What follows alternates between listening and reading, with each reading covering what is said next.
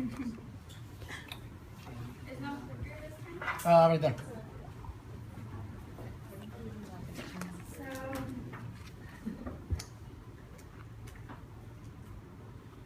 okay.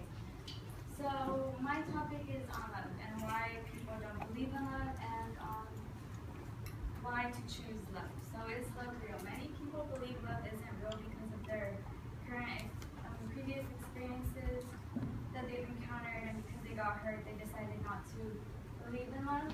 But according to the scholarly journal, Love Relationships Among College Students, referred by Knox D. in 1999. Relationship status is associated with one's belief in the power of love to solve problems.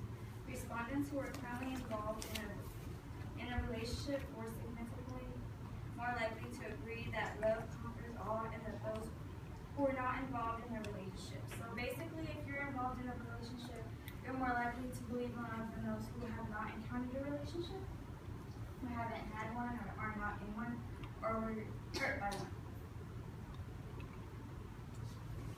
So what is love? So many people's perception of love is different because of their background.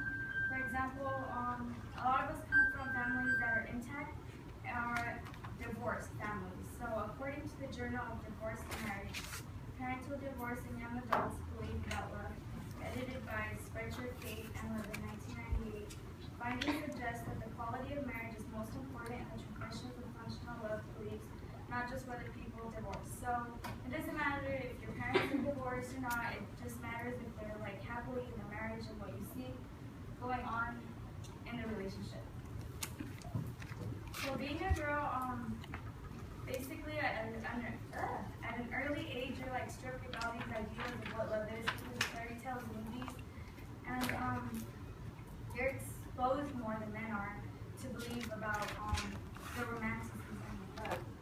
So love is basically perspective. If you never experienced love, then you're less likely to believe it is real. So love is real regardless of one's perspective of it. To choose to love or not to is completely up to you. Choosing to will be the most rewarding work of all.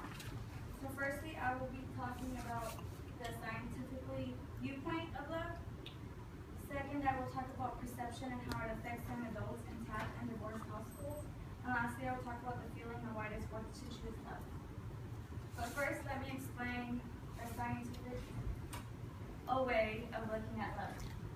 So, you can't really see this here, but the chemicals when you're in love, okay, so we'll start over with that. So, when you're in love, 12 parts of your brain function at the same time, and they release this thing called euphoria, and those chemicals include dopamine, oxytocin, adrenaline, and vasopressin. Basically, all those chemicals is the sensation of feeling good in love. So now that you've been informed, being informed is simply the first step towards being in love. Now the second step is perception and understanding why some people believe less in love than others. So there are 6 styles of loving. According to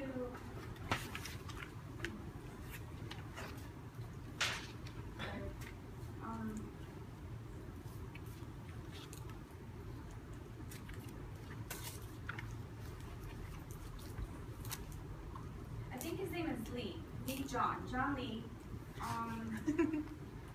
He was like 1970 something. I can't remember the year, but he's a sociologist, and he came up with these 6 ways of love, which are eros, ludos, storage, pragma, mania, and agape.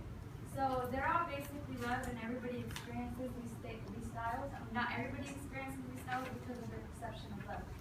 So go back. Eros is the romance comedy style, so that's the one that you see in movies and like the ones that I mentioned earlier about the fairy tales. Ludos is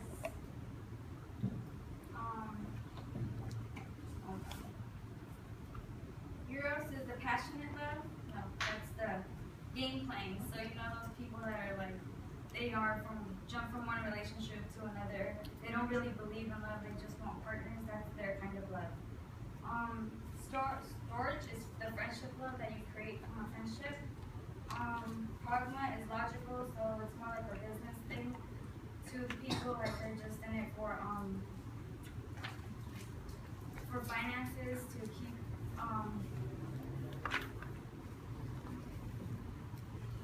that intact, their household. Mania is a possessive one where you get all jealous and stuff over your significant other, and Aqua is a selfless love. That's my favorite kind of love because it's like the love that a mother has towards a child. Or if you're like, yes. So if you're like religious, in the Bible it states in Romans 5:8, but God shows His love for us in that way, while we are still sinners, Christ died for us. This example is linked to agape and parent selfless love towards us. So now that you understand perception and 6 styles of love, let's take a leap for love. So, how many of you guys are in a current relationship right now? And is your love, like, do you feel like it can conquer all? Like, nobody? I feel pretty good. I'm married. Okay. So, yeah. So you probably experienced the what's it called? The first one, which is Euros. So real love is a choice.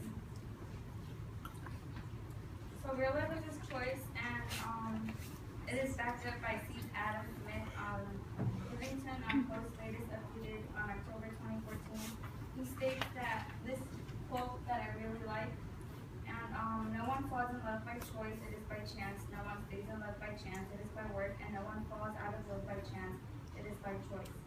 So basically you have to work to maintain your love, and when you get a chance at love, it just doesn't stay there forever. You have to work towards it.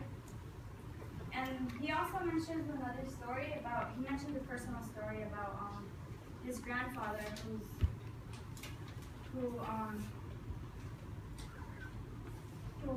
married to a 51-year-old, she's in her 50s, and she starts getting this disease, and she's in a wheelchair, so she can't do anything, and he starts helping her out, and what he says is, it hurts me to see her like this, you know.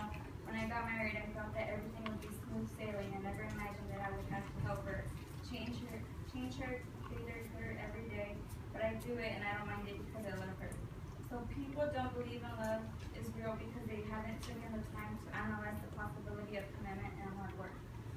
So let's wrap it up. We have discussed the experiences that love has brought us. Now hopefully you can start making your own and consider believing in love. Okay, so love is the most rewarding work of all. Love is real and not perceptions, even if one does not see it. Remember, choosing to love requires effort. You need to be informed to understand it, realize other people's opinions about it, and come up with your own version of love. Stay committed, and love one another. Now that you have taken the time to hear my speech about love, I encourage you to all just to listen to your heart. Bye.